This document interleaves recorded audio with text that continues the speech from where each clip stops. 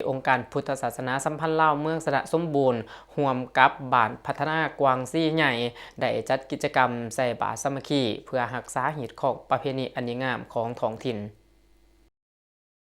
เสาร์วันที่22มีนาคมนี้องค์การพุทธศาสนาสัมพันธ์ลาวเมืองสระสมบูรณ์ได้สมทบกับองค์การปกครองบ้านกวางซี่ใหญ่ที่ขึ้นกับกลุ่มบ้านที่1แก่งเกียเมืองบาดเจียงเจริญสุขได้ร่วมกันจัดกิจกรรมทำบุญใส่บาตรสามัคคีขึ้นอย่างมีบรรยากาศคึกคืนโดยมีพระอาจารย์ใหญ่คำผักพรหมไส้กรรมการองค์การพุทธศาสนาสัมพันธ์ลาวแขวงประธานองค์การพุทธศาสนาสัมพันธ์ลาวเมืองสระสมบูรณ์ฐานคำอ่อนไสยผ้าในบ้านกวางซี่ใหญ่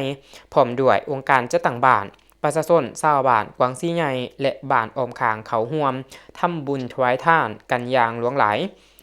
ในพิธีก็ได้มีการทำบุญใส่บาตรแด่พระสงฆ์สามเณรจำนวน60องค์ซึ่งเริ่มแต่จุด3แยกเส้นทางไปตลาดบ้านกวางซี่ใหญ่เขาไปหาวัดไสยมงคลของบ้านกวางซี่ใหญ่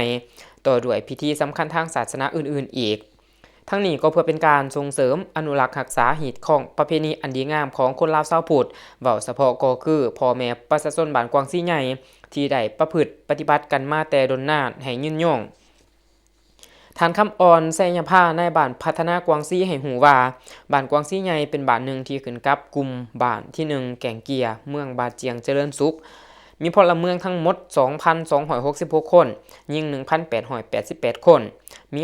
580ครอบครัวเท่ากับ480หลังคาเรือนเป็นชนเผ่าซวยกวม90ส่วนหอยนับถือศาสนาพุทธ95ส่วนหอยและศาสนากาทอลิก5ส่วนหอยประชาชนส่วนใหญ่แม่นถือเอาอาชีพการเฮ็ดนาปลูกมันต้นหมากทุเรียนเป็นอาชีพต้นโตและเลี้ยงสัตว์เป็นอาชีพสำรอง